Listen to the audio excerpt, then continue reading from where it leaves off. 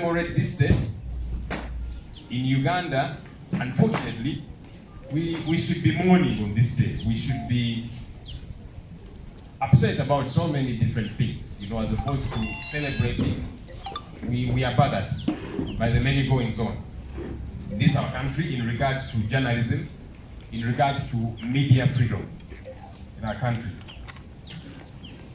A number of journalists have been targeted, and I speak with authority on this because for 14 years I practiced journalism, and I know what journalists in this country go through. Things have gotten worse, especially as we headed into this election. Many journalists were targeted simply because they were doing their work as journalists, which is extremely absurd. There's many journalists that are nursing injuries in hospital. Many journalists have been harassed and continue to be harassed today because of the work that they do. And yet, when somebody is doing their job, just like you are doing your job, do your job, let them do their job as well. So it's very unfortunate that in this our country, media freedom continues to be curtailed, continues to narrow down. There is people that I want to take note of, journalists specifically, because this harassment began before, it happened before, during, and after the election. And there's specific journalists that have been affected. Of course, almost every journalist, especially those that have at one time covered either the campaigns or an activity of NUP and its leadership. Most of you, if not all, have been affected. In the Arua by-election, when People Power, had now begun to take shape, we went to participate in that election and we supported the Honorable Kassiano Wadri. On a particular day, journalists were hounded. Herbert Ziwa of NTV, Ronald Galiwango of NTV, and several others were beaten. And interestingly, they were charged. They were charged because apparently they were inciting violence. They had their cameras there, properly branded. They were doing their job as journalists. But not only were they beaten, they were charged for apparently inciting violence.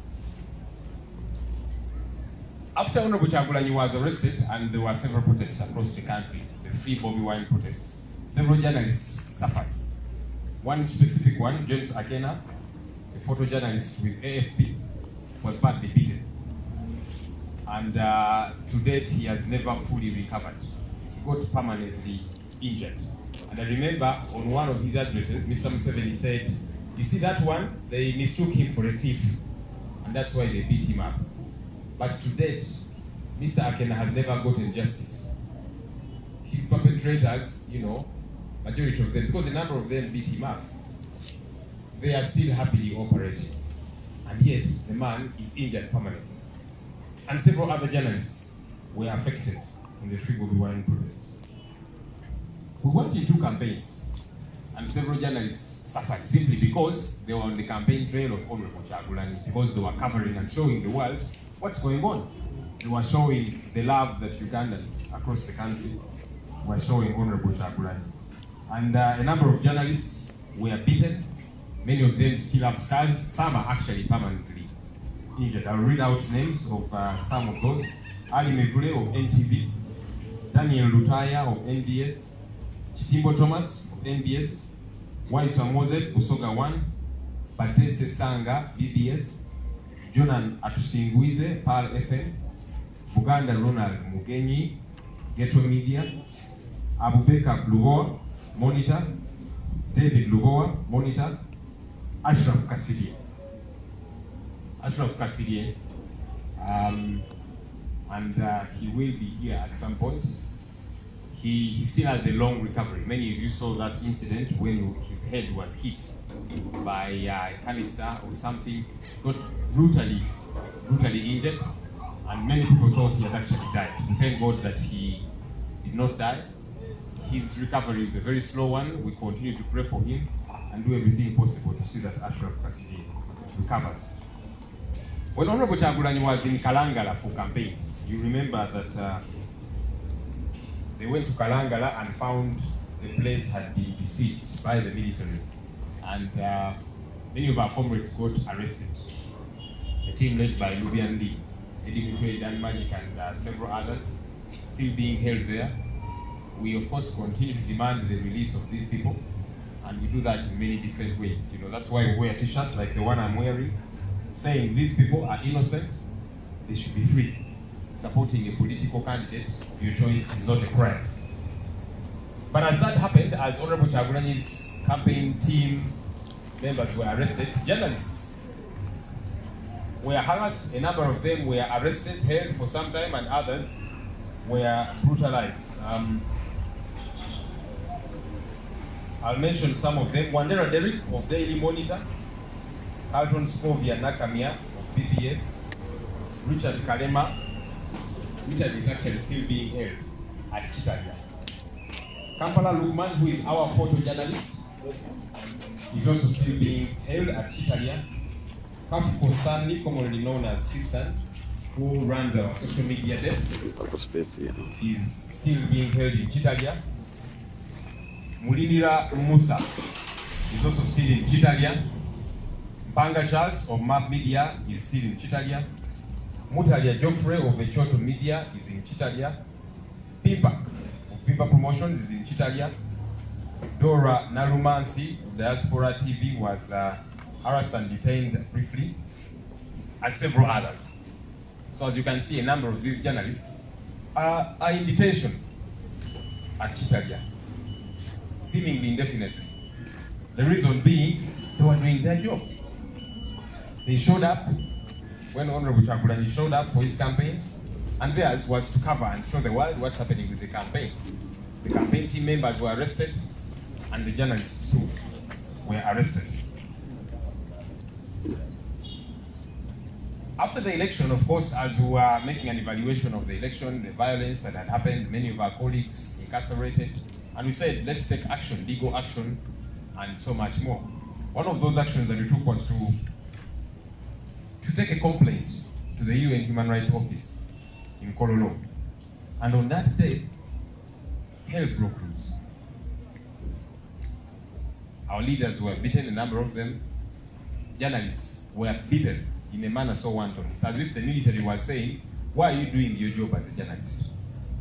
It is a crime to do your job as a journalist. That's the message that they were seemingly communicating. I'll read out a number of those that were affected in this situation. John Cliff Wamala of NTV, Josephine Namakumbi of NBS, Irene Abalo of Daily Monitor, Timothy Murungi of New Vision, Sabiti Joseph, NBS, Henry Sekanyako, New Vision, Geoffrey Twesije, NTV, Shamim Nabakoza, Bate Abubeka of The Observer, Narule Amina, Galaxy FM, and also Rashida of Galaxy FM, among several others. These ones got, injured. Some of them are still nursing injuries, but several other journalists were beaten up, tear gassed, and so on. Recently, we have been observing journalists again being harassed as they execute their trade wherever they are. And we have noted the one Matovu Enoch of NTV, Teddy Nakaliga of NTV and Spark TV, among several others. Now, as a political party, as leaders, and as Ugandans, we demand for justice for these journalists who have been beaten up, who have been maimed, who are in incarceration simply because they're doing their job as journalists. And so we demand that they be served justice. And that's very important. And I know that the state many times will try and hoodwink the journalists to show that something is being done. Recently, we saw a football match between top security officials and bosses of media houses, especially, mostly. as a way of trying to thaw the situation, as a way of trying to resolve what some people have thought of as differences. I think journalists are simply doing their job. They don't have anything, one or two, against the security people. Because if you're beating up people and I put my camera to show what you're doing, I'm simply doing my job. So you do your job properly, don't beat up people.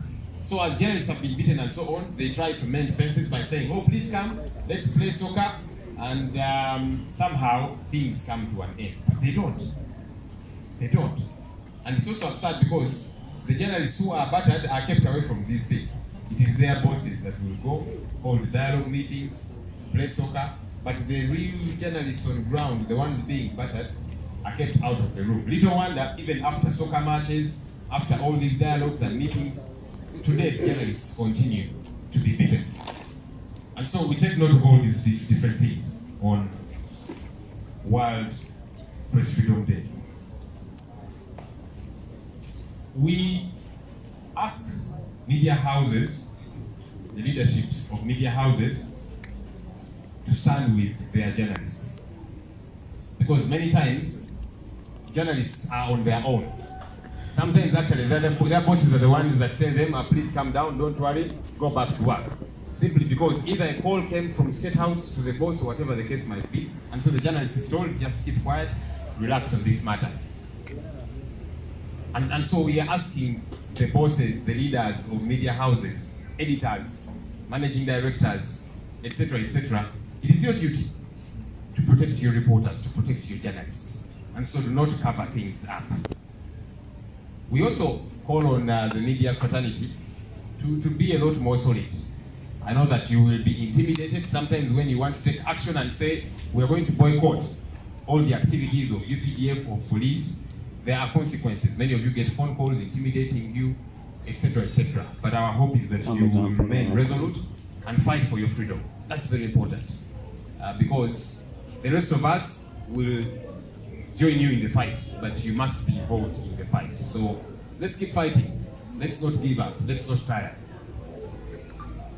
We also call on bosses of media houses to improve the working conditions of journalists.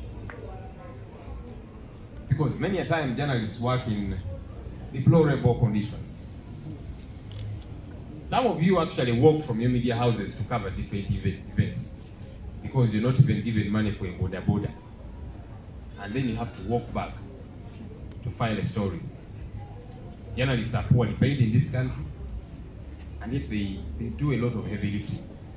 So the management of media houses need to know that they survive when these journalists do their job. So enable them to do their job well. That's how you survive.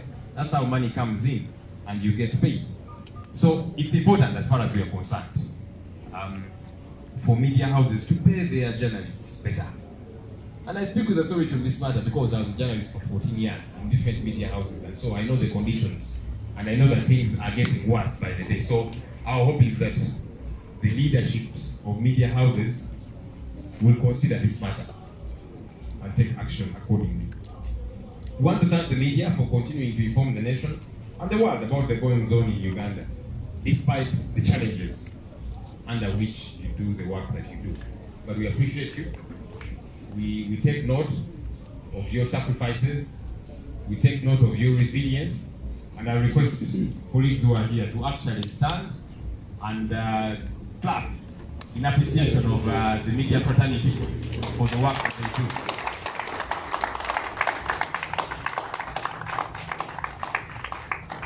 Please be seated.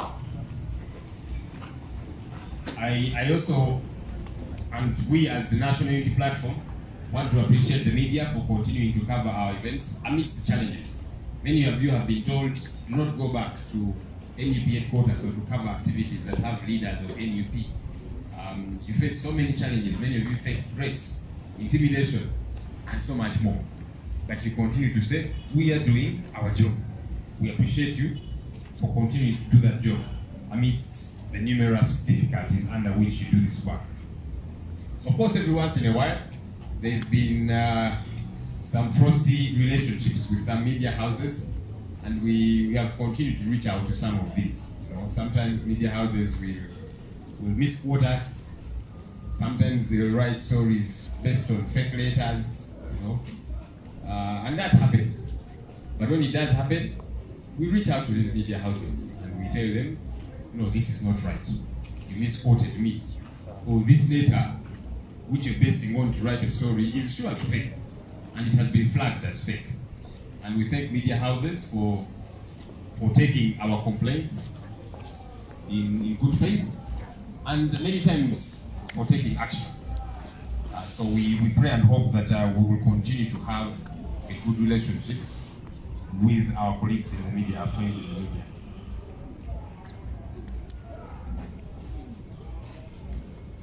We perhaps try and move on from that issue. I just want to take note of our colleague Ashraf Kasiria, who is in this place. Let me request Ashraf to kindly stand. Ashraf Kasiria, please come. He's not able to speak, but I just want to show you this gentleman here.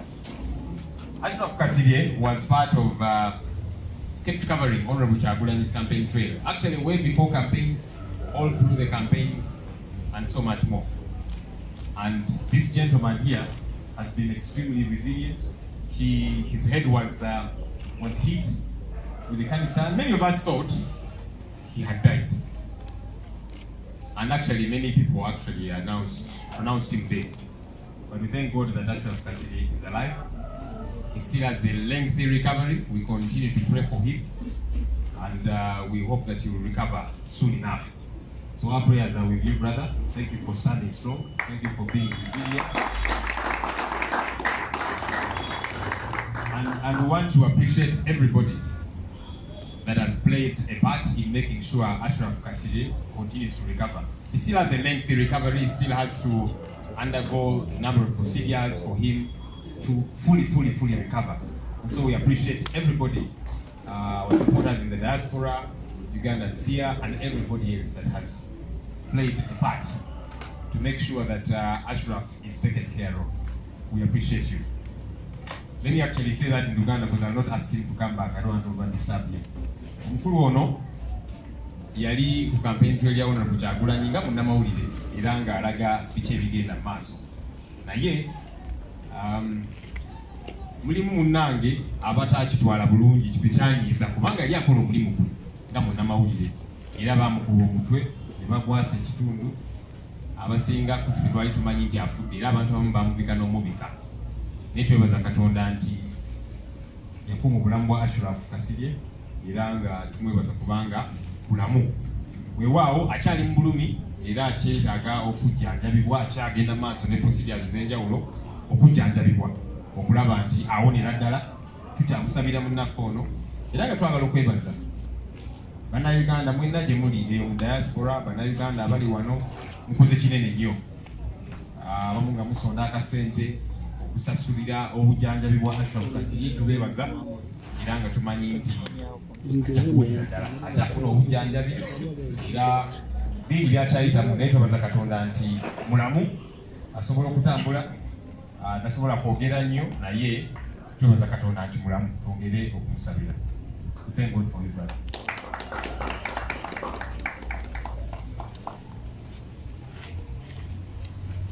So there's one or two issues, other issues that I wanted to comment on. We have written to several political parties what we term the forces of change. You remember that before the election, we met with them. We had an understanding to find a working relationship together. Yes, we did not have a joint presidential candidate going into the election, but we said we are all interested in the same thing. We all want a better country. We all want change. And so we agreed on a couple of things at the time. We said we will find ways of protecting our votes together.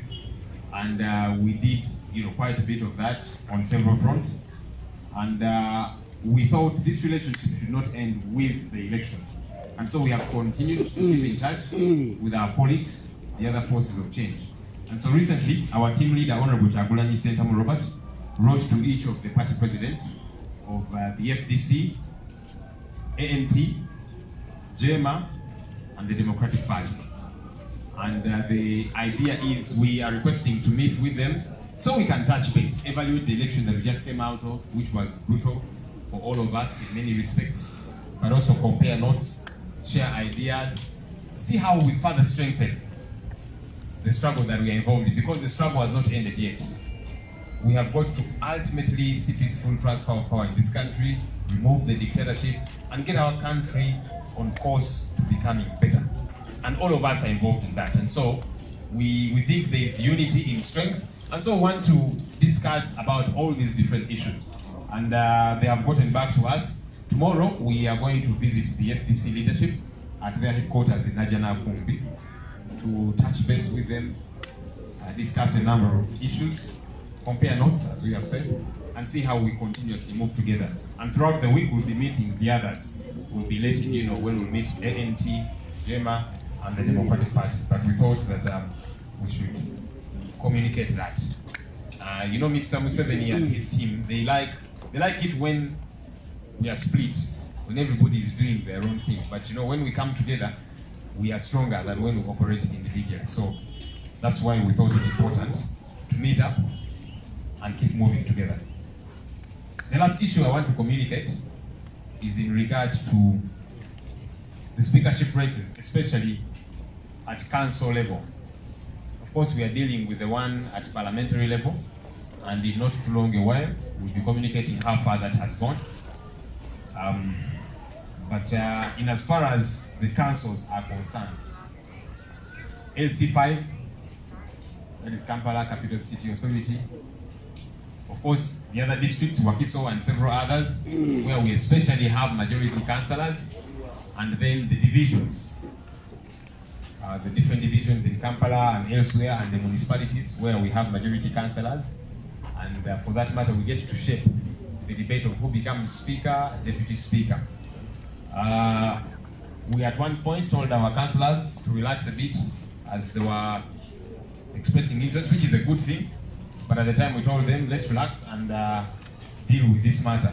So today, as the party, we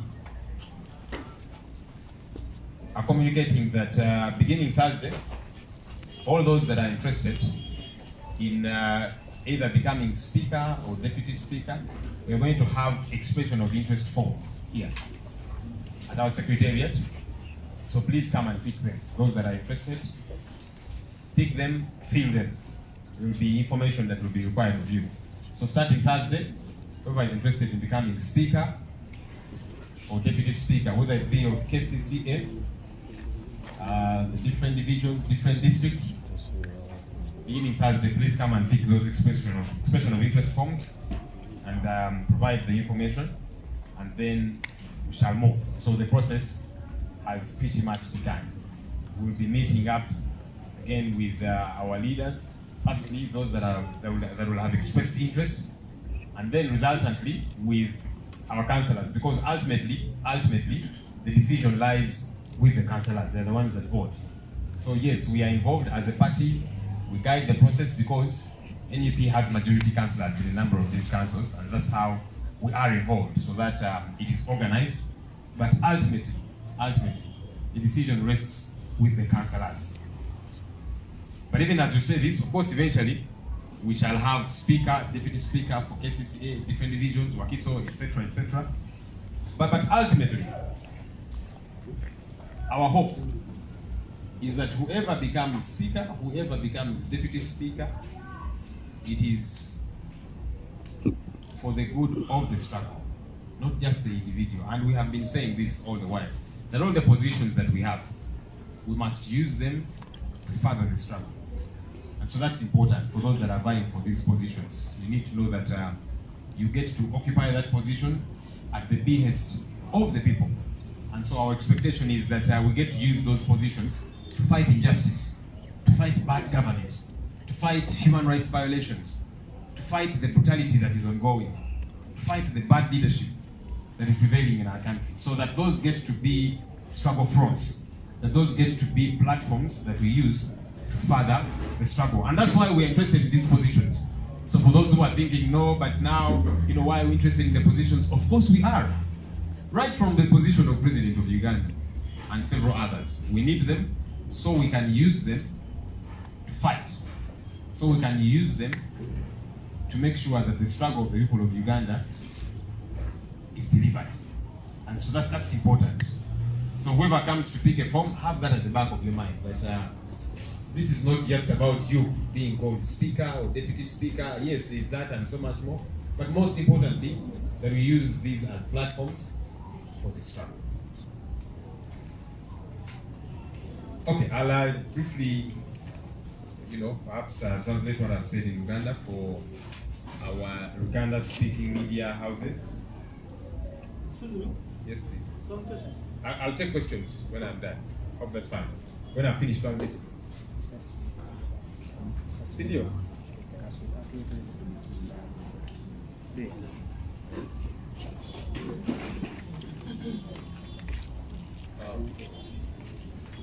Temuliro wedda.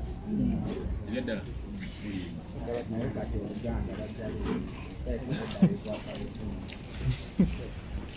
So where are you taking me? There. Mic check, 2, 1. No one will do a matter. Maybe bring it. See, for you, Google.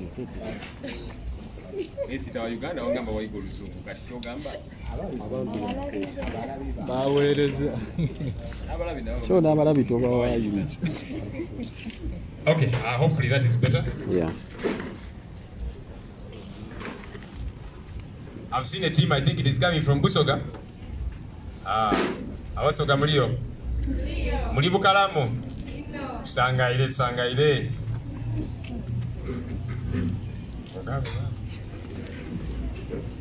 Okay, so I'll just quickly translate what I've said into Luganda, and then I'll invite 1 or 2 leaders to say something, and we shall wrap up. We'll take questions, and then we wrap up. Olunaku lwa leero lunaku lwa bannamawulire. Tulujjukira era nga luyitibwa World Press Freedom Day. Tulujjukira nga tujjukira emirimu gya bannamawulire bye bayitamu nga bakola emirimu gyabwe, era nga obukulembeze b'amawanga gonna nga balina okweyama okukola ekisoboka kyonna kulaba nti eddembe lya bannamawulire teryali linnyirira. Buli ngeri yonna nga bakola emirimu gyabwe bagikole nga teri alinnyirira ddembe lyabwe nga bannamawulire. Naye kyenyamiza nti wano mu ggwanga lyaffe Uganda nga tujjukira olunaku luno World Press Freedom Day, olunaku lwa bannamawulire, ate mwattu ng'eggwanga tukoze kinene nnyo okutyoboola eddembe lya bannamawulire, okulirinnyirira, okulaba nti bannamawulire tebeegazaanya nga bakola emirimu gyabwe. Era tuse tukiraba obya politics, campaigns nga zitandika era paka wezaggwera, bannamawulire bayise mu bingi. Bannamawulire bayise mu bingi nnyo, era abasinga ku bo balina ebisago, abasinga bakyalina malwaliro, abamu baalemalira ddala kubanga yali akola mulimu gwe, naye ate gavumenti nga teyagala ekole omulimu ogwo, kubanga Namawulire bwakola omulimu gwe n'alaga abasirikale nga batulugunya abantu, n'alaga poliisi byekola ebikyamu, aba abalabisa ne bagamba kale kati ono atulabisa gwe tuba tugendera, gwe tuba tukuba, gwe tuba tumenyaamenya, gwe tuba tulemaza ekikolwa ekikyamu. Njagala kubasomera ku bantu abamu betuze tutambula nabo campaigns era abatuusiddwako ebisago bannamawulire. Gye twatandikira eri mujja kujjukira twagenda mu Arua mu by-election, era mu by-election eyo bannamawulire baaliyo naye abamu baakubibwa, bayisibwa obubi. Abamu ku bo Herbert Ziwa owa NTV, Ronald Kaliwanga owa NTV n'abalala bangi. Bano tebaakoma kubakuba kyokka, naye mwattu babateekako n'omusango inciting violence, okukuma mu bantu omuliro, nti akozeseza kamera ye okukuma mu bantu omuliro ate ng'akola mulimu gwe nga munnamawulire. Kubanga g'omusirikale bw'obanga kyokola si kikyamu, lwaki oba otya kamera? Lwaki oba otya munnamawulire? Kati oyagala omukube aveewo oba alekeraawo okuteeka ku katambi by'oli mu kukola, bw'obanga okikakasa nti by'okola bituufu. Lwaki tuba tutya bannamawulire tutuuke okubayisa obubi? Era bwe twava mu byarua Honorable Kyagulanyi n'abalala nga bakwatiddwa, waliwo okwekalakaasa era kwayitibwa Free Bobi Wine protests, era bannamawulire bangi batuusibwako ebisago. Omu ku bo ye Mwami Akena owa AFP Akenono ne kaakano yalemalira ddala munnange. Yalemalira ddala mujjukira Mwami Museveni yali ku TV n'agamba nti Akenono baamukuba nga balowooza nti mubbi w'akasimu. Nolaba kugamba okuwuddisa bannayuganda yali alina kamera ye era ng'alina n'ebimwogerako ebiraga nti munnamawulire. Naye tugamba nti kale kati mwategedde teyali mubbi yali munnamawulire mukozeewo ki naye abaamutuusaako obulabe ne kaakano tebakwatibwanga. Tafunanga bwenkanya kubanga yalemalira ddala n'okukola yalekeraawo okukola. Akena tafunanga bwenkanya naye teri yakwatiddwako. Bwe twagenda mu campaigns era nga Honorable Kyagulanyi atalaga ebitundu by'eggwanga eby'enjawulo, bannamuwulire bangi baatuusibwako obulabe, baakubibwa, abamu ku bo bakyalina enkovu, abalala bakyapookya na biwundu, era ngenda kusoma amannya gaabo abamu. Ali Mivule owa NTV, Daniel Lutaya NBS, Kitimbo Thomas NBS, Waiswa Moses Busoga 1FM, Batese Sanga BBS, Jonan Atusinguize Pal FM, Buganda Ronald Mugenyi Ghetto Media, Abubeka Lubowa Daily Monitor, David Lubowa Daily Monitor, Ashraf Kasirye gutubalazeeko naye yatuusibwako obulabe kwa Ghetto Media n'endala. Era mu campaigns ezimu Honorable Kyagulanyi yagenda e Kalangala.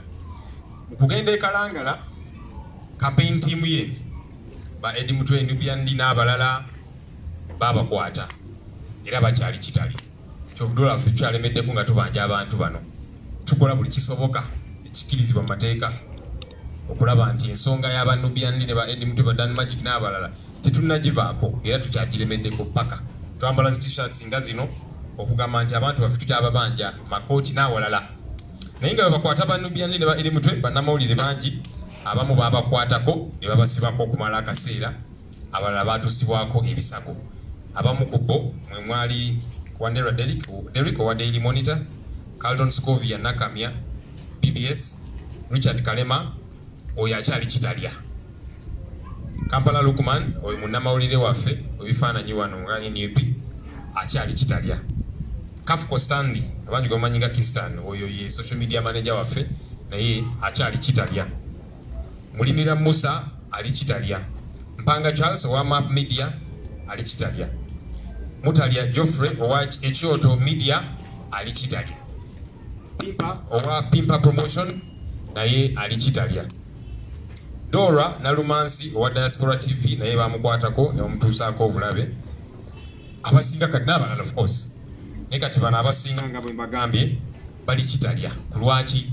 Lwakola mulimu gwe nga munnamawulire. Kati ne weebuuza okubeera munnamawulire gubeera musango. Bannamawulire bo tebakkirizibwa kukola mirimu gyabwe. Twava mu kalulu era nga bingi ebyalimu okutyobola eddembe ly'abantu bangi bayisibwa bubi ne tutandika okukola ebintu ebyenjawulo okugyayo ensonga eno okufuna obwenkanya. Twatwala ekiwandiiko ku UN Human Rights Office naye olunaku olwo mune twalinga abali mu lutalo, twalinga abali oba mugalamba poliisi oba wa abasirikale bajja ne bakuba abakulembeze baffe olwamala ne bagendera bannamawulire be balaba nti bano bannamawulire kuba bannamawulire baali balina bwe bali bonna nga balina zikamera zaabwe n'ebibogerako nti bannamawulire ne bakuba kamera ne bazimenya ne bamenya emitwe gy'abannamawulire bangi bakyapookya na biwundu. Era abamu ku bo mwalimu John Cliff Wamala owa NTV, Josephine Namakumbi owa NBS, Irene Abalo Daily Monitor, Timothy Murungi New Vision, Sabiti Joseph NBS, Henry Sekanjako New Vision, Geoffrey Twesije NTV, Shamim Nabakoza, Bate Abubeka owa Observer, Nalule Amina Galaxy, Rashida Galaxy n'abalala bakubibwa. Era abantu bano mu kkubibwa kati bannamagye abakulu mu magye ne baga nti akaakati katukwatagane ne bannamawulire bano tubeetondere era ne bazanya n'omupiira ne bateekaka n'omupiira gwe bazanya nga balaga nti embeera kati eteredde tetugenda kubiddamu. Wayitawo ennaku zaali mbale abalala ne baddamu ne bakubibwa. omuli Matovu Enoch wa NTV, Teddy Nakaliga NTV ne Spark TV n'abalala bazze bakubibwa. Nga babakubira ki? Kubanga bannamawulire. Era wano wetugambira bannamawulire bannemwebereremu mu buli ngeri yonna. Abasajja bano bagenda sigala nga babatikka emiggo babawuddiise nti akakati tutule tuwayemuko tukuba omupiira mulowooze nti biwedde. Olumala omupiira n'okwogeramuko enkya nga babatandika buto. Ate ekinyamiza abakulira bannamawulire oluusi be bagenda yes ne bawayamuko ne bazanya emipiira naye bannamawulire bano abagenda mu field abakubibwa emiggo bo tebabibeera namo. Kati nolowooza nti bali bakama baabwe babakiikiridde naye wa. So bannamawulire tubasaba mulemere ku nsonga zino musigale nga mulwanira eddembe lyammwe. Tekigaana kubanga emuyinza ogamba nti kakati poliisi UPDF n'abalala tuba boycott ne tusooke tubalekemu kubanga batukuba ate bamala bakuba ne babayita mu babwe coverage ku lwaki. So twebereremu mu buli ngeri yonna era mu bufu bwe mutusaba bakama bammwe abakulira ebitongole eby'amawulire tubasaba bannaye muyimirire wamu ne bannamawulire bammwe kubanga oluusi munnamawulire abatalina mwasirizi abatalina eddoboozi terivaayo bulungi kati nga gwe mukama we oyina okulemera ku nsonga eyo kubanga ate oluusi bakama bammwe bebalemesa nti akakati kakana yes bakubye naye biwedde kale ddayo okole nakukakanya olwokubanga oba yafunye esimu okuva mu State House oba awalala. So abakulu mu bitongole by'amawulire tugamba nti ensonga eno tetuyibikkirira kubanga kati kigenda kweyongerayo bwe tusigala nga tubyogerako mpolampola ne tusirika bajja sigala nga bakuba bannamawulire nga babayisa obubi. Ate mu bufu bwe bumu tusaba abakulu abakulira ebitongole by'amawulire bannamawulire mubongere kasaala. Ensonga eyo nkulu. Nze nali mawulire okumala emyaka 14 nali mu bitongole ebyenjawulo. Kyenjogerako nkimanyi nti bannamawulire watu akasente bafuna katono oluusi ne bamusindika okukavaringa story tebamuwadde na transport kati baagala atambule paka era atambule akomewo afilinge story. So abakulira ebitongole by'amawulire bannamawulire tubajjukire kubanga munnamawulire bw'omulabirira obulungi n'omuwa akasente akategeerekeka ajja kukola nnyo kubanga wakola ennyo kati sente ziba zingira mu kitongole advance n'endala naawe bosi n'ofunamu kati lwaki mwagala okamente gye mutaliisa. Ensonga eyo nkulu nnyo naye ffe nga NUP twagala okwebaza bannamawulire ebitongole byannamawulire naye okusingira ddala bannamawulire okusigala nga mukola omulimu gwammwe obuzibu obw'ekitalo ne babatiisatiisa ne babakuba ne babayisa obubi naye ne mugaa nti tugenda kulemerako tukole omulimu gwaffe nga bannamawulire. So tubeebaza temusigadde nga mukola emirimu gyammwe era nga NUP twagala okubeebaza olw'okusigala nga mujja mu activities za NUP. Oluusi wabeerayo tiyagaasi oluusi waliboka egenda neesenga noga kati activities za NUP zaafuka za miggo naye ne musigala nga mujja oluusi ne babatiisatiisa toddayo eyo ku NUP n'ebirala naye mulemeddeko ne mugaa nti tetukola mulimu gwaffe kubanga abalala nabo nga bafuna coverage lwaki NUP eboolebwa. So twagala okubeebaza bannamawulire olw'okusigala nga temutujjaako maaso. Weewaawo oluusi wabeerawo obutakkaanya obutonotono n'ebitongole by'amawulire ebimu era ffe tubibuulira kubanga tutambulira ku mazima nti bwe tuba tuyina obutali bumativu ebitongole bye tubibuulira nti kakati bwano naye omanyi wankootinze bubi kino saakyogedde lwaki wakitaddeyo lwaki wawandiise story nga osinziira ku bbaluwa enkyamu zetuyita fake letter. So tuze tubyogerako era twagala okwebaza ebitongole bya bannamawulire olw'okutuwuliriza nga twemulugunya ku nsonga zino ezimu era ezisinga nezigezaako okutereeza bwe tuba twemulugunyiza era katusabe tujja sigala nga tutambula obulungi ffenna awamu. Naye mu buufu obwo tusaba wabeerewo obwenkanya nti bannamawulire abayisiddwa obubi bannamawulire abatulugunyiziddwa abakola ebintu bino mwattu bamanyikiddwa era nga ffe tugamba nti wabeerewo obwenkanya ebyokuba munnamawulire ate ne bakwongerayo bwongezi ranka mu kifo ky'okukangavulwa tugamba ebyo bikolwa bikyamu tujja sigala nga tugamba obwenkanya bubeerewo justice. Ensonga endala gye mbadde njagala okwogerako ng'ekibiina kya National Unity Platform tuzze nga tugezaako okukwatagana ne bannaffe bannankyukakyuka bannaffe kituyita forces of change. Era mwatulaba nga tugenda mu kalulu twatula awamu n'abakulembeze b'ebibiina ebirala ne tukkaanya engeri gye tuyinza otutambulira awamu mu nkola ey'obwa Sseruganda. Kinewakubadde tetwakkaanya ku presidential candidate omu naye nga waliwo bye tusobola okukkaanyaako era ne tugamba nti ebintu bino tulabe engeri gye tubitambuza, tugamba tulabe engeri gye tukuumamu akalulu kaffe ffenna awamu era twagezaako okubikola. Naye tugamba nti enkola eno ey'obwa Sseruganda tetwagala ekome n'akalulu nga tugamba nti tukyali mu ttabaalo nakyemalire tannavaako, tukyalwanyisa effugabbi, tukyalwanyisa obulyake, tukyalwanyisa okutyoboola eddembe ly'Abannayuganda, abantu baffe bali mu makomera n'ebirala ate bikyeyongera. Naye tugamba nti tulabe engeri gye tukwatagana awamu.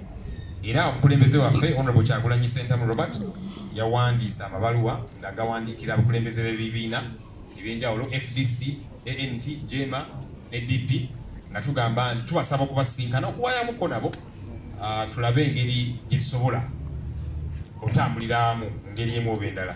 Muganda agamba agali awamu ge galuma ennyama. Nsonga kikulu gavumenti ya Mwai Museveni eyagala etwawulemu buli omu abeere ng'akola bibye kubanga kimanyi bwe twegatta, okwegatta ge maanyi bwe tubeera obumu. So twabasabye ne bakkiriza era tugenda tutandika okubasinkana olunaku lw'enkya tugenda ku FDC ku makya kitebe kya FDC okubakyalirako abakulembeze baabwe n'okuwaayamuko nabo ku nsonga ez'enjawulo okulaba engeri gye tuyinza otambula awamu n'ebirala. Era ne ANT nayo tujja funa obudde ne JEMA ne DP nga twagala oluusi munnange tujja kukkiriza nti oluusi abawagizi baffe ate bagenda ne beerumaaluma ekitali kirungi. So tuli basanyufu nti embeera eyo yakendeera. Waliwo embeera eyo bwe yali nga y'amaanyi nnyo naye abawagizi tubagamba naye tukakkane kitwagala kye kimu. Omulabe waffe CFDC, CANDC, DPC, JEMA, omulabe waffe ye NRM ye Mwai Museveni. Emundu eza politics tuzitunuze ewa Mwai Museveni ne NRM. Saati sikwezi tuzeetuluzaamu ffe nga ffe era tuze nga tukitegeera nga tulina okukikkumiza. Era tusuubira nti kijja tuyambako okusigala nga tutambulira awamu nga tuwaayamuko nga tuwaŋŋana amagezi okulaba nti struggle yaffe eno egguka. Nja kusembyayo kye nayogeddeko ensonga ya speakership races. Of course ya parliament ekwasaganyizibwa mu kadde akatali kawala nnyo tujja kuba tubabuulira engeri gye tugenda otambula naye tulina we tutuuseeko. Then nezi local councils kubanga nga NUP tulina bakansala abawerera ddala mu council ez'enjawulo. Ono mu Kampala ku districts, divisions, e Wakiso ne districts endala ne municipals n'endala. Era nga kitegeeza nti speaker ne deputy speaker wa zi councils zino baba bagenda kuva mu ffe nga NUP. So ng'ekibiina tubuulira abeegwanyiza ebifo ebyo njagala bwa speaker bwa deputy speaker nga member wa NUP tugenda kuba ne form wano zetuyita expression of interest forms era nga mujja tandika okuzikima ku Lwokuna muzikime muzijjuze tubuulire ebibakwatako byetwagala okumanyaako tulabe engeri gye tugenda okwasaganyamu ensonga eno era tujja kusinkana abakulu abo abeegwanyiza ebifo bino era oluvannyuma tusinkane ne bakansala abaffe tutambuze ensonga eno kubanga weewaawo ng'ekibiina ffe tulina bakansala abawera naye abantu abo tebagenda salibwawo wano. Bakansala eventually be balonda era nga twagala bakansala beetabe nnyo mu nsonga eno mu nkola ya demokrasiya kubanga bakansala be balonda basipiika baabwe. So tugenda tambula nabo mu buli ngeri naye nga twagala tusooke tutegeereko tubadde tubiwulire eyo mu ngambo social media biki onayagala bwa sipiika nono nakiika twagala tukikole mu butongole abeegwanyiza ebifo ebyo mututegeezeeko. So forms zigenda kubeerawo wano kutandika Olwokuna n'Olwokuna muzikime muzijjuze tubategeereko tutandike ensonga zino. Naye kino kikulu nga bwe nakyogedde wali nti ebifo bino tubyetaaga naye tubyetaaga ku lwaki? Ku lwa struggle. Twali mu Lusirika netukuba n'ekirayiro nti abakulembeze ebifo bye twafunye tubikozese okwongerayo struggle. Wowe ng'omukulembeze yes obulamu obukyuka abadde ayambala embala ebiraka oluusi noyambala akasuuti akakabi bwe bityo bibaamu kubanga abantu bagamba omukulembeze waffe naye twagala abeere mu kifaananyi ky'omukulembeze weewaawo ebibeeramu naye okusingira ddala twagala struggle yeba esinga okufuna mu kifo ekyo esinga eggwe okufuna mu kifo ekyo struggle gyetulimu. People power, our power, people power. So platforms zino tuzikozese okulwanyisa obulyake, okulwanyisa effugabbi, okulwanyisa effuga ery'obwannakyemalira, okutyobola eddembe ly'abantu bannaffe bakyali makomera naki. So ebifo bino nga tulina okubikozesa nga tuyiwa mu struggle nga tugigeza nga tugyongerayo mu buli ngeri yonna. Njagala okubeebaza olw'okumpuliriza. I know there's questions naye ngenda kuyita omukulembeze omu yekka omukyala omulonde omubaka owa Kiboga district. Ono nno mukyala mu bakyala Emekete nga bwe bagamba. Ye yajjayo nampala wa NRM Honorable Kaya Christina Kimwero yangu obeeku byoyogera briefly then tukemubibuuza.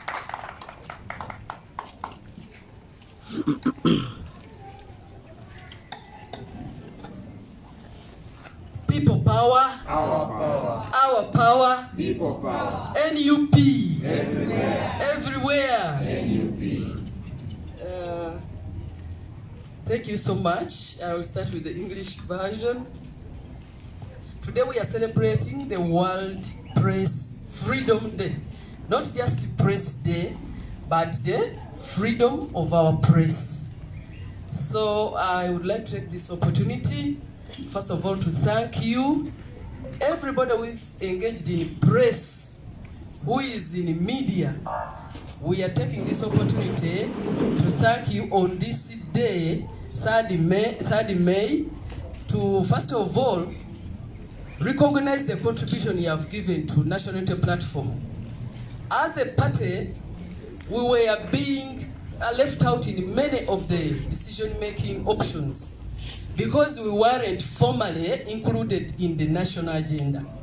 But because of you media, National Unity Platform has been given a chance to air out our decisions, to air out our plans, and you are the ones who have provided the platform to share whatever we have for our public. So thank you so much, media, and I also request everybody here to recognize the media for having given us that platform to air out our decisions, especially before we were made formal. So thank you so much. And then we also thank God for the lives of our media people in Uganda. Because as we were fighting for freedom of our press, we recognize that much of your rights were being infringed, especially in the recently concluded elections. But we are very happy that at least you can see some of you alive and kicking. However, we are not very happy yet, because among the political prisoners we are looking at, the number includes some of your colleagues. And so when we say please free all political prisoners, among them are media people. And this year's theme is to recognize that information is a public good.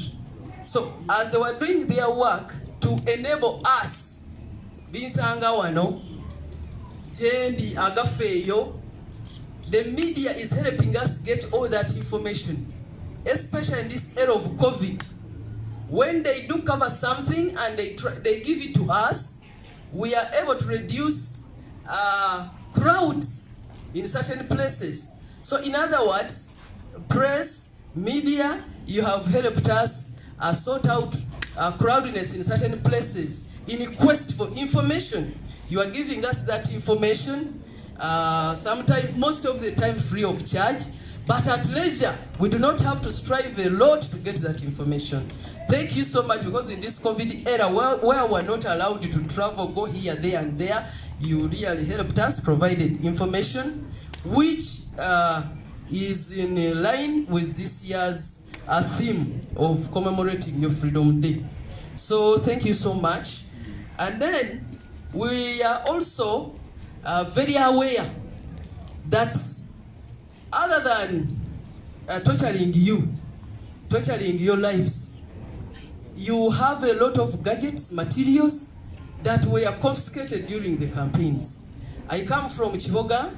We relate so much with community radios, but many of the properties of the masks, they were removed. Many of you were even refused to host us on certain community radios. But when you insisted, your materials were confiscated, and right now, much as you would like to do your business as usual, you cannot do it because your equipments were taken, others are still held at police stations, and we need to pay money to remove them such that our media personnel can go back to their work and serve the country. So, we are informing you and promising you that as NUP, we shall continue to sensitize our public about the need to demand for your rights, to recognize you, but also to recognize that the contribution you are making to us is not of your interest, but a public good that we must continue getting from you. So we shall continue to defend your rights as well, and we are using this opportunity to do that. We are requesting also the media companies to promote the independence of the media personnel and also promote their freedom, and much as the minimum wage is not yet set, private companies, media companies can do it independently, privately, and set a minimum payment for the media personnel, which we are calling on all companies to recognize. So we are requesting you to feel free with us, and we also promise to always come to your requests, especially when the requests are in line with the people's demands. Thank you so much. Kaya Christine Nachimwero, Woman Member of Parliament, elect Chiboga. Mu Luganda, olwaleero tukuza olunaku okuzza ekitiibwa ekyabannamawulire mu ddembe lye balina okuba nalyo nga bakola emirimu gyabwe. Si kukuza bukuza lunaku lwa bannamawulire, naye okulaba nti eddembe lyabwe nga bakola omulimu guno libeerera. So tubeebaza okuba nti National Unity Platform bw'ebadde tennabeera fomo oba tennagenda bulungi mu bitabo bya politics mu Uganda, naddala bwe twavaayo ne National Unity Platform nga tufunye ekibiina, mwe mwennyini bannamawulire mutuwadde obumeeza, ebifo we twogerera, we tuvaayo n'ebiteeso byaffe, we tuweera endowooza, mwe mwennyini ne mutuwa ebifo ebyo. N'abantu ne batuuka okulowooza nti oba mu Parliament tulinamu ebifo. Naye tubeebaza olw'ensonga eyo. Mwebale nnyo, mwebalire ddala. Era tutwala omukisa guno okwebaza Katonda olw'ekirabo eky'obulamu obw'abannamawulire. Feffe nnyini tugamba era tusaba abaana baffe abaasibwa awatali musango bateebwe. Naye twagenda okulaba nga mu baana abalina okuteebwa, bannamawulire bakola ekitundu kinene nnyo ku baana abo abali eyo. Era twagala bannamawulire bano bateebwe, n'abalala bonna abaasibwa be tuteekako political prison, tewali na nsonga tetuziraba. Olunaku olwaleero omulamwa guli nti amawulire ge tufuna okuva mu bannamawulire bano kintu kyaffe ffenna, nti oli bw'aba akifunako talina kuziyiza mulala kifunako. Naye waliwo we twalabanga batugamba nti bannamawulire tujja balaga nti bwe tubagamba temugenda wali temugendawo. Kakati mubanga abayita public yonna naddala mu biseera ebya COVID, ffenna twegugunge twenoonyeza amawulire ekitali kituufu. So bano bannamawulire batuyambako nti nga tutuddeeyo nga tugezaako okukendeeza okubeera mu bantu, amawulire agakwata ku ggwanga lyaffe n'ebitukwatako ne tugafuna. So tusaba bannamawulire bongere okuweebwa eddembe lyabwe mu kutunoonyeza bye batulaga awatali kunyigirizibwa. Eyo ye freedom gye twogerako. Era tubasuubiza bannamawulire nti tugenda kubanga tusomesa abantu baffe okwetooloola Uganda yonna ekitiibwa kye balina obbawa, engeri gye balina okubasabamu empeereza yammwe, engeri gye balina obbasaba bye baagala mukole, engeri gye balina okulwanirira eddembe lyammwe. Kireme kuba nti omuntu alwanirira abalala bonna, tulwanirira abalimi, tulwanirira abalunzi, tulwanirira n'okulwanirira bannamawulire kibeere part and parcel of everybody mu Uganda. Ekyo tukibasuubiza era tujja kubanga tukibabuulira abantu baffe mu bifo eby'enjawulo. Era tubategeeza nti waliwo okulumizibwa okw'enjawulo va ku bannamawulire bano abali ne ku kamera, naye waliwo bannamawulire abali mu byalo kati ng'ekiboga, ekifo kye bayita Kindeke, waliwo n'ekifo kye bayita Kibiga mu kiboga. Bw'ogendayo community radio zaffe bazikuulako masks, ebintu babitwala byonna kubanga balinga bakyaza Kaya Christina, kubanga balinga bazannya ka advert ka Kaya Christina. So bannamawulire abo tebaasibwa, ebintu byabwe byakwatibwa, emirimu gyabwe nga bwe balina ogikola tebasobola gikola kubanga bye bakozesa byabagibwako, ate embeera ya COVID nga bwe mugimanyi beetaagamu okukwata ku mukono okusobola okuddamu okugula ebintu ebyo. N'olw'ensonga eyo bw'okwata equipment za munnamawulire ne bw'oba yennyini tomukutte, omulimu gw'okututuusaako amawulire oba ogulinnyeemu eggere, tetwagala bantu balowooze nti kubanga saamusiba saamukola ki ebintu biryoke. Ne bw'oyasa kamera ye kyekitegeeza okugiripyaringa abamu temukimanyi. So freedom ebeere ku bye bakozesa n'obulamu bwabwe. Mwebale nnyo, mwebale ddala okumpuliriza. Mukama Katonda abawa omukisa. People power, our power, People power.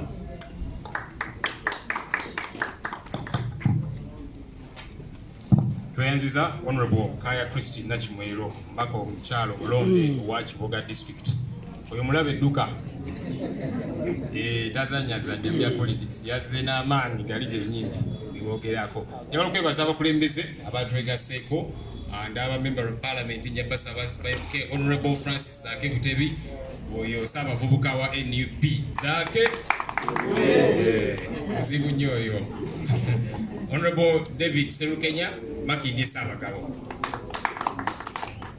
Honorable Charles Tebandeke Bale County. People power, our power. Waliwo omubaka omulala n'endaba district chairperson wa Kayunga Fefeka Serubogo. People power! Ebobi Wine, Eno Boy, Kayunga Wine, Fefeka Serubogo win! Oyo Muzei Kijana. Ndaba ba Lord Councillors fena tuyibuke.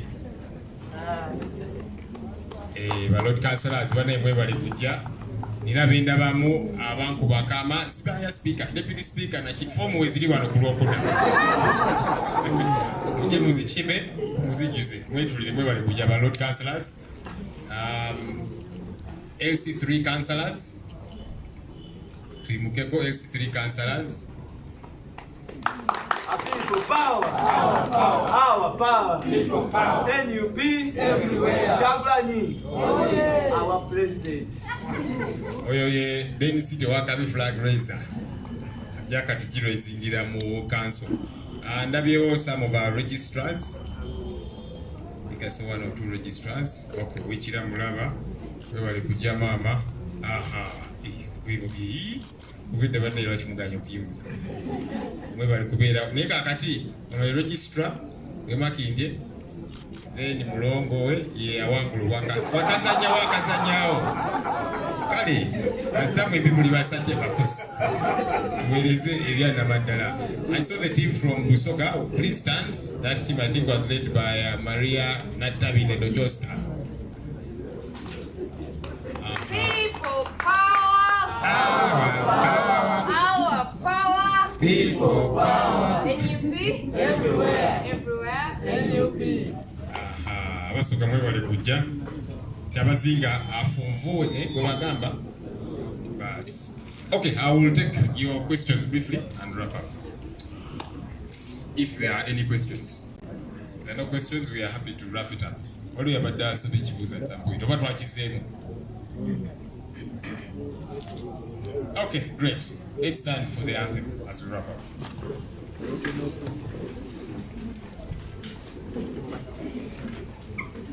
Yes. Invite Honorable Maria Natavi to lead us in the anthem and a closing prayer.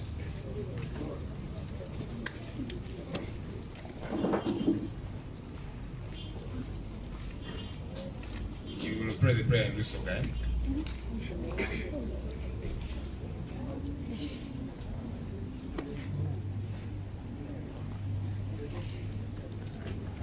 Ailata Kibumba tukwebaza olw'ekiseera kino ky'otuweere, tukwebaza obuvumu, tukwebaza amagezi, tukwebaza olw'ekirabo ky'abannamawulire, tukwebaza olw'emirimu gye batukozeemu ng'eggwanga, era nga tukusaba obawa emikisa obakulembere era emirimu gyonna gye bakola ogiwe omukisa era obenga okikola kulwaibwe. Tukikusabye nga tuyita Mulata Kibumba mu Waikendi. Oh, Uganda, may God uphold thee. We lay our future in thy hands. United, free for liberty, together we always stand. Olutalo nga luwedde, tuliyambale ngule.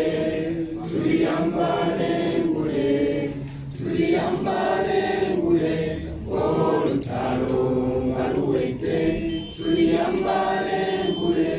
Tulivimba mu Uganda empya. People power. Our power. Our power. People power. Thank you and have a good day.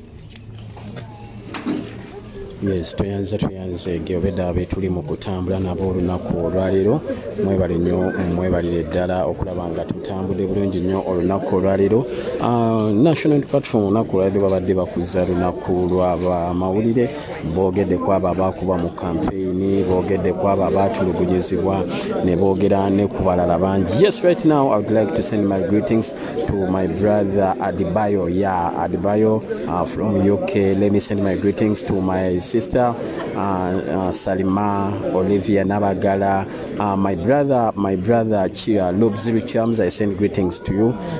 Thank you so much for watching Ghetto Media. Thank you so much for being one of the struggle members to say that we rescue our country. Right now, let me go and meet some of the people that who have been attending this press conference according to the press media. Thank you so much. Please do not go away. Tusoke tulabe biki bye bagamba. Kansala omulonde owa Rubaga North 2 Dia Parish era nga bwombuuzizza ekibuuzo ti lwaki ndowooza nze nsaanidde okubeera sipiika w'ekibuga Kampala. Ensonga eri emu yokka. Omwogezi w'ekibiina bw'abadde ayogera akoze statement enkulu n'agamba nti ebifo byonna bye twafuna ne bye tunoonya, omulamu obusinga obukulu mu bifo ebyo birina kubeera bifo bya struggle. Ate nga bulijjo President Kyagulanyi atugamba nti waddenga obuwanguzi bwaffe bakyabukutte, dictator tusobola okumusuula mu weeks 2, tusobola okumusuula mu myezi 6, tusobola okumusuula mu mwaka mulamba ne bw'abanga alayira. Newankubadde nga tukkiriza, tetugenda mukkiriza kulayira nga bw'alowooza. Kakati ensonga eyo nze yentuuza yensabisa entebe eyo ntuule mu bwa sipiika, kubanga ndi muntu ategeera struggle gyetandikira bweri kati ne bweraga. Nkakasa buli muntu yenna abadde mu struggle ng'agezaako okungolola akkiriza nti ndi muntu wa struggle akitegeera obulungi.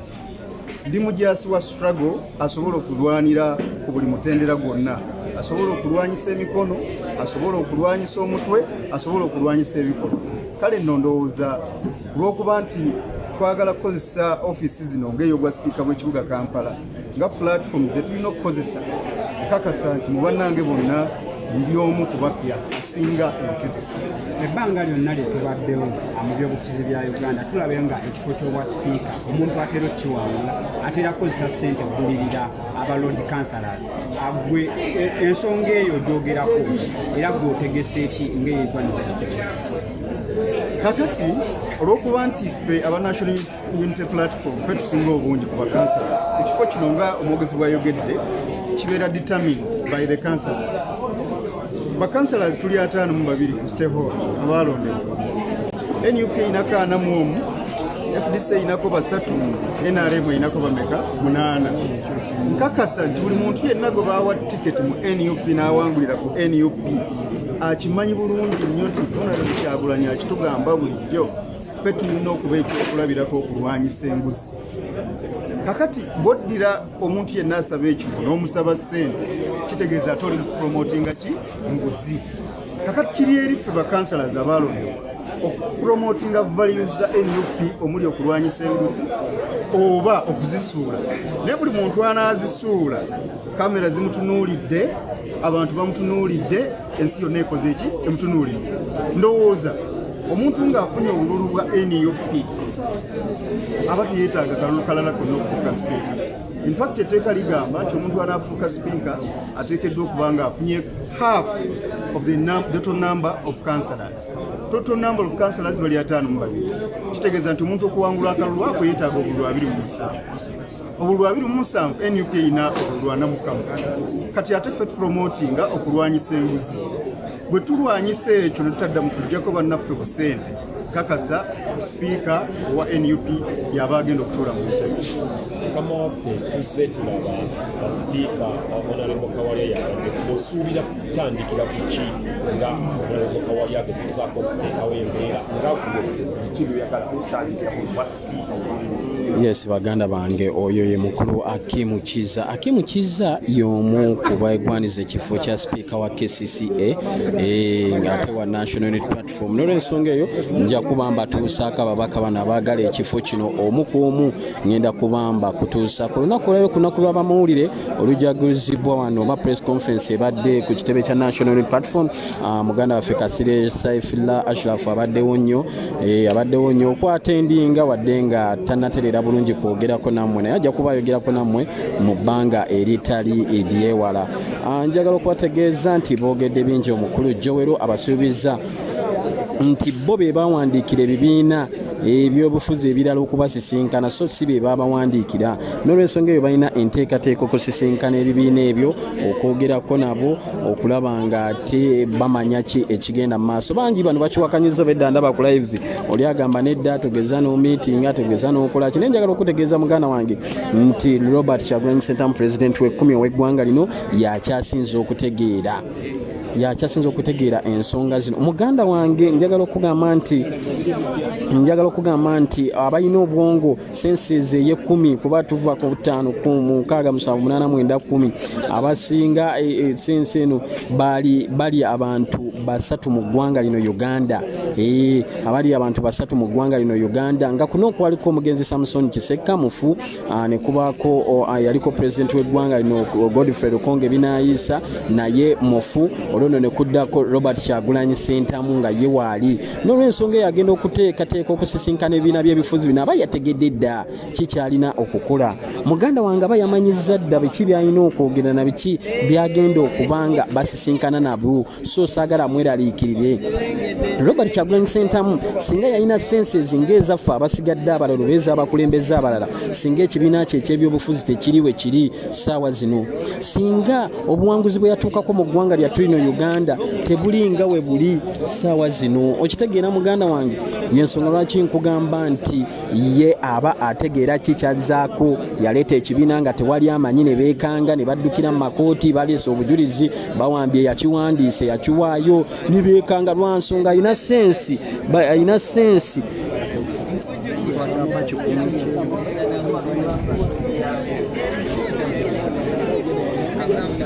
weewaawo nja kuba mbaddira ku nsonga eyo kanseke mbalage ku mubaka David Serukenya. Ate lwaki mukuba bannamawulire n'olwekyo era tugenda kulwana nnyo okulaba nga tuteekawo etteeka mu paalamenti erigenda okulwanirira bannamawulire okulaba nga tebabakuba nakuba tokyalingana kubanyigiriza. Ate n'ensasula eno bambi abaana bana bakola emirimu gya nakyewa, waliwo abaana bali online tebalina kampani gye bakolera, era bw'oba bazze ne bakavalinga baako kyomuwa. N'olwekyo tubeereremu abaana baffe tusobole okutwala amawulire nga gabona eggwanga lyonna, kubanga generation bw'ogimma information oba ogijjeeko okumanya.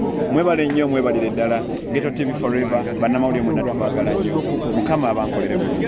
Honorable Serukenya, kabuuzo katono nnyo nga tuvuddeko ku lunaku lw'abamawulire okujaguza oba okubika simanyi kituufu kyetu oba okungubaga simanyi kituufu kyenyiza kukozesa, naye ensonga eriwo ey'obwa sipiika yekutta akati essaawa zino naddala mu kibiina ekya National Unity Platform, kubanga councils ezisinga, district ezisinga zonna ng'ogaseko n'ekibuga Kampala, ababaka ba National Unity Platform be basingamu obungi, bakansala be basingamu obungi. Gwe olowooza ekintu kino kigenda kukwatibwa kitya? Webale nnyo, weebalire ddala.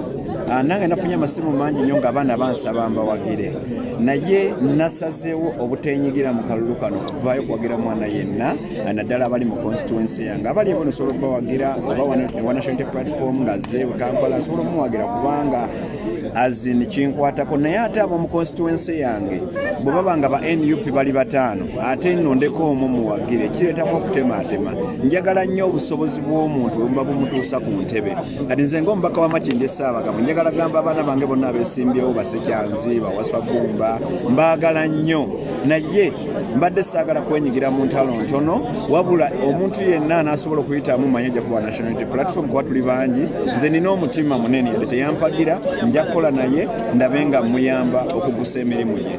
N'olwekyo naalisabye abakulu ng'aba MPs baleme ku influencinga kalulu kano, wabula tulonde abantu okusinziira ku busobozi bwabwe kasita abanga wa NUP awo abawo ekibiina ekirala okikakatako okuwagira w'ekibiina kyo, naye bw'abanga ba kibiina kyo bazze bataano tuleme kutemaatema mu baana, wabula obusobozi bw'omwana bumweyimirire, ebitabo bye, okwogera kwe, kugamba tuleme kuswaza NUP, tuleete abantu abalina obusobozi so si abantu mikwano gyaffe. Ge magezi gembadde Weewaawo tweyanziza oyo David Serukenya, Honorable omulonde wa Makindye Ssaabagabo. Abangi gwemanyi nga owambyulensi, kasasiro n'ebintu ebirala bingi weebiti. Ate Musumba ekyewuunyisa musajja Musumba, munzikirize tumusiibule nateera muwulire ebigambo bye, naddala eri abamawulire, naddala eri abakansala bakayanira ebifo by'obwa sipiika. Tebakayana, abayaayaana okubifuna, ate nga kituufu National Unity Platform yeyina okukifuna kubanga be basinga obungi. Munzikirize mukomyawo nateera tujja kuba twongera okumufuna mu nsonga ez'enjawulo. Mwebale nnyo, mwebalire ddala. Yes, Ghetto TV weewaawo. Baganda bange mbadde nkyabanyonnyola sensi nti Kyagulanyi akyasinze bangi otegera, so bw'ayogera ku nsonga eyo gendo meeting ebibiina by'obufuzi mubale nti Katonda gwe yasindika yagenzeeyo, ayina obwongo obulowooza ennyo yagenzeeyo, Kyagulanyi asobola yagenzeeyo, ayina ensonga lwaki agenda asisinkana abantu abo. N'olw'ensonga eyo munzikirize baganda bange nkome wano antumira ku JB Muwonge. My brother JB Muwonge, I salute you, thank you so much. May God bless you. I would like also to send my greetings to my sister sister Olivia, Lobzilo Chams, Salima, UK, and also many others. So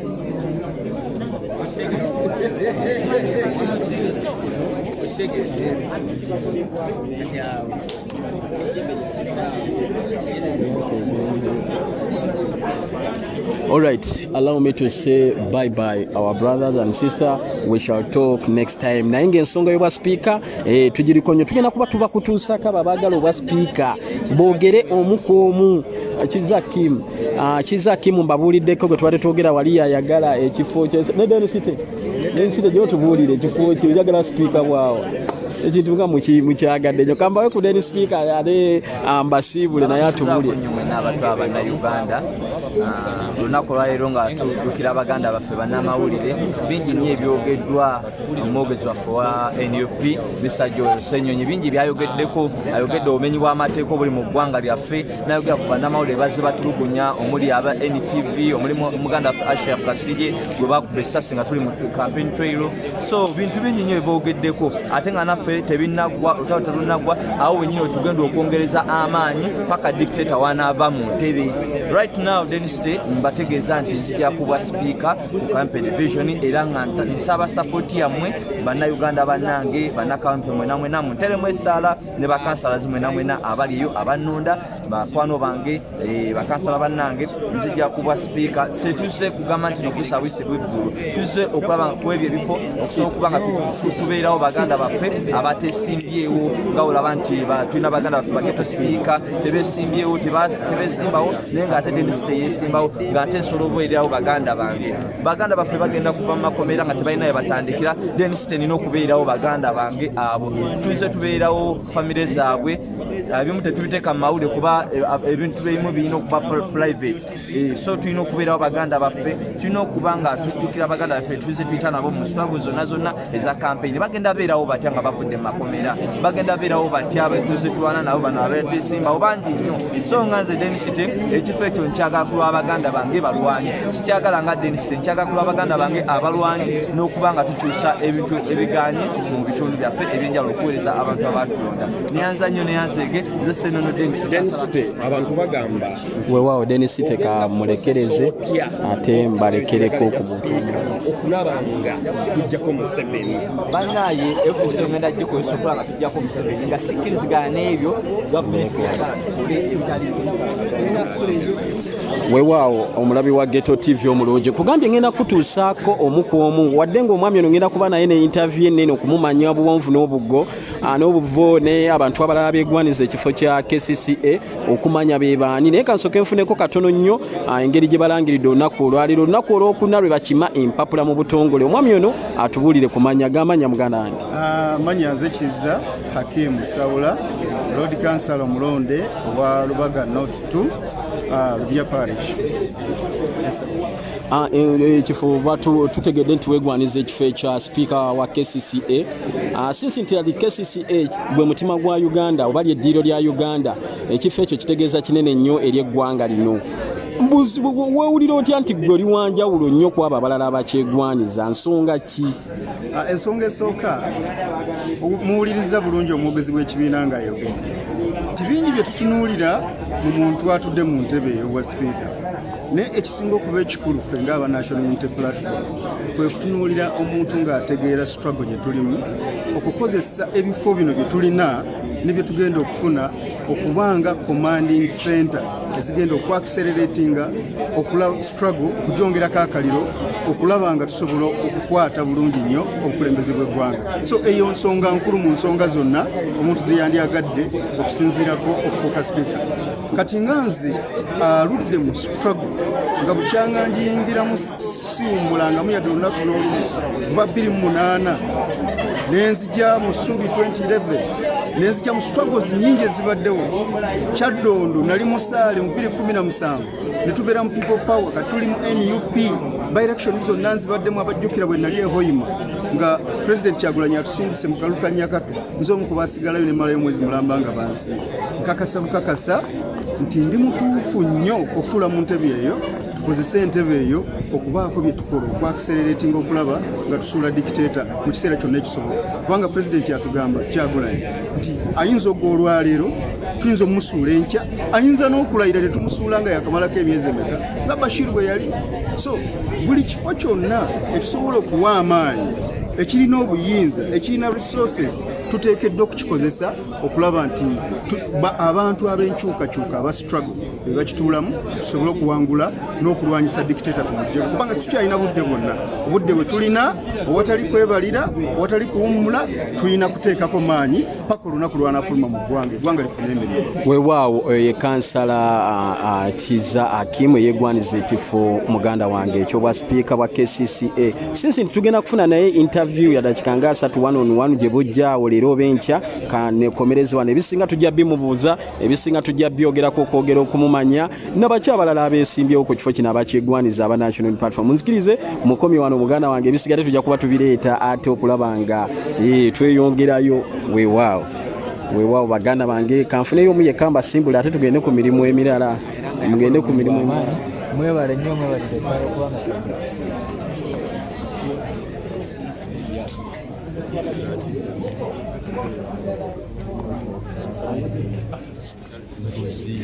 munzikirize baganda bange nkome wano Ghetto TV tusimbudde amanya Buganda Ronald Mugenyi abalabye kwashirafu mwenna ne musanyuka mukama Katonda yebale nnyo yebalire ddala mwebale nnyo mwebalire ddala kubeerayo mwebalire ddala kwagala Ghetto TV mwebale kwagala Shirafu mwebale kutwagala mwenna abatuteekamu ensimbi naddala mu bintu ebya data n'ebintu ebirala bambi mwebale nnyo sijja kumenya kinnoomu naye nga mwebale nnyo mukama yekka yaba ababeererawo weewaawo.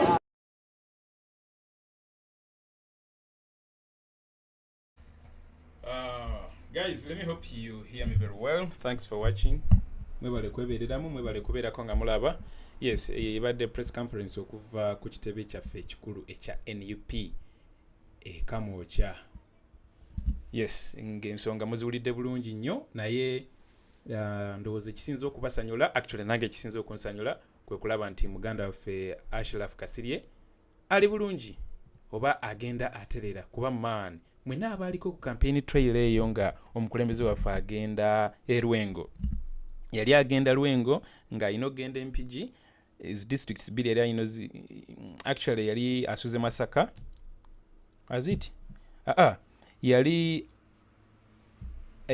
avawa Honorable Mathias Mpuga then nga agenda Lwengo then from there yali ino koma we MPG naye man that day at around actually this time kuba zali sawa za kumacha sawa nya anyway ubudde kati bugenze zili sawa mukaga nda kikabiri mutano bude bugenzeko naye bwali budde bwa kumacha tugenda okulaba man muganda waffe nga bamukubye ng'akasajja kamubye ebyasi ku mutwe chaos yali nene nnyo nti abasajja baakuba amazzi agabalagala aga buli kala aga papo aga white agaki agasiiwa masasi tiagasi eyo siini eyo yali so chaotic yali ayambukiriza munakaibao these guys they are too brutal naye mukama Katonda wa buyinza era mukama Katonda wa amaanyi nti muganda waffe agenda aterera era tuongere omusabira bambi abagezezaako okukola kyonna ekisoboka okulaba nti muganda waffe Ashraf Kasirye adde engulu bambi mwebale nnyo nabakyagenda maaso to reach out to him no making sure and his medication bills zibeera paid for. Guys, thank you a lot. Ebiseera ebyo nga bakamukuba Ashraf baganda baffe abali mu Jembi Mwenge WhatsApp group 1 ne 2 bamusonderayo bambi ku sente era yazifuna bulungi mwebale nnyo muganda waffe Buganda Ronald yali atuyambako ebiseera ebyo okuzirecevinga bulungi nnyo mwebale nnyo abakola omulimu ogwo n'abakyakola omulimu ogwo okulaba nti muganda waffe Ashraf Kasirye abeera nga afuna indication ennungi kuba nga wulidde honorable waffe Joel Ssenyonyi nti akya recoveringa tannaba ku recoveringa 100% era twongere omusabira wadde nti yavaayo mukomera amini mu ddwaliro bulungi nnyo era abeera waka naye nga omanyi nti nno kanista sasi yakuba ku kawanga ne kabeera smashed eyo damage ebeera y'amaanyi ekintu ekikwatagana ku buwongo it doesn't normally go away very fast. In most cases it takes time, so that's the time our brother is taking, but ekisingira ddala obukulu kwe kubeera nti mulamu. So abandi yagadde okureaching out ku kuba comrades baffe maybe okubayambako mu reaching out ku bekikwatako. Yes, mu reaching out ku bekikwatako. Reach out to our Aisha Kabanda, reach out to Honorable Joel Senyonyi, reach out to David Lewis, reach out to those people who manyi nti no, yes, these are the ones concerned. Mungere okulaba nti you extend that help to our people. Guys, thank you very much. Mbalaba Rose Mbogo, Musao Heleni, Zikuso Kasande, Kwaro Joseph, Geoffrey, Fatima, Bambi, thanks for watching, thanks for being on. Farida, Barbara, mwebale kwebereramu, mwebale kubeerako. Alright, nange kirayika kamba sibule siwe kiri obamba kubere yakayimba kamwaka akebiseera ebyaka campaign kira kakamba jukizemu ku campaign kamba kubireko bakubire nayo kayimba ki kandabe bakubire kayimba ki kamba kubire kayimba ki wana kayinzo tujukizaamu ebiseera ebyo sibyawala nnyo just of recent kayimba ki wano lemisi akajoba teka mu mood obuyimba bwange mbumanyi mbeera nabwo kamalo kanoonya tekajja kumbula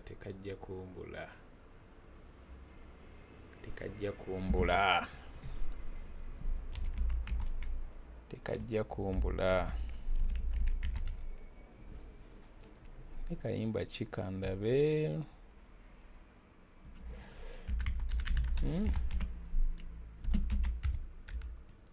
okay kana akayimba kano mwakagalanga nyira mwakansabanga nnyo.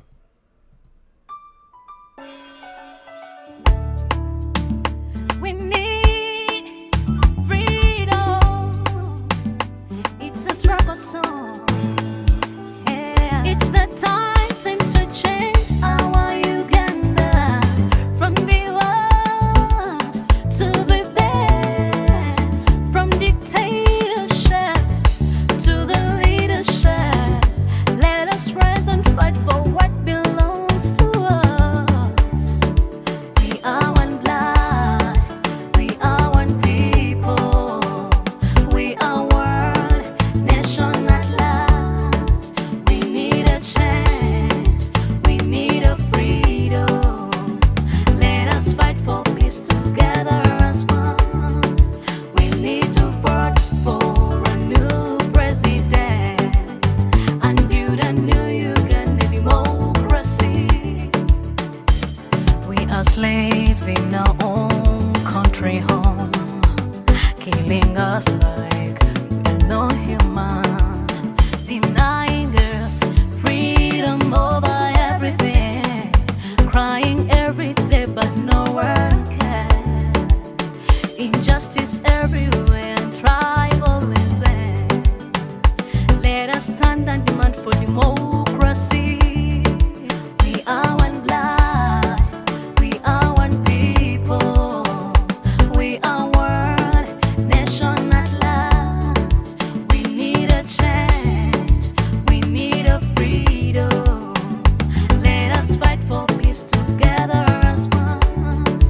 We need to vote for a new president and build a new Uganda democracy. Kekasera naffe bannayuganda twebereremu tuseye eddoboozi ery'omuntu wa wansi.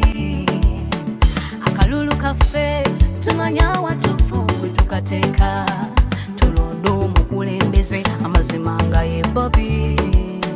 Ensonga zaffe tuzikwase Kyagulanyi ne Katonda. We are the winners, ffe tujja kutuuka. Tetuzikiza gye tugenda tulabayo tujja kutuuka. Tweyagale munsi ensuubize. We are one blood, we are one people, we are one nation at last. We need a change, we need a freedom. Let us manga ye Bobi. Ensonga zaffe tuzikwase Kyagulanyi ne Katonda. We are the winners, ffe tujja kutuuka. Tetuzikiza gye tugenda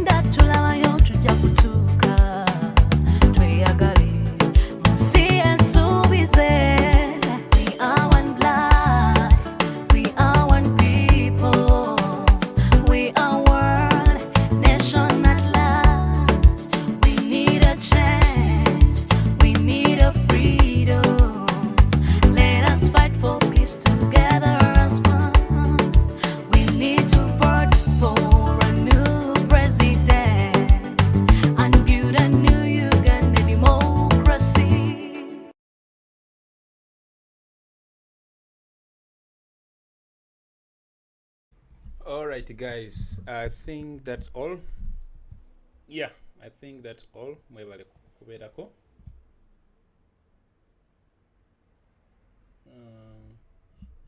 Please, whoever has that song, send it in Chebimwangi WhatsApp group. Yeah, actually, that song is here on this YouTube channel. It's called Freedom. Yeah. Rodake Rosie Yalukuba irinya mulirabe waggulu awo era yo yalimu nga tyabula amazina. Yes. All right, guys, have a wonderful time wherever you are. A good morning, a good evening, a good afternoon, a good day, a good night, wherever you are. Bye bye.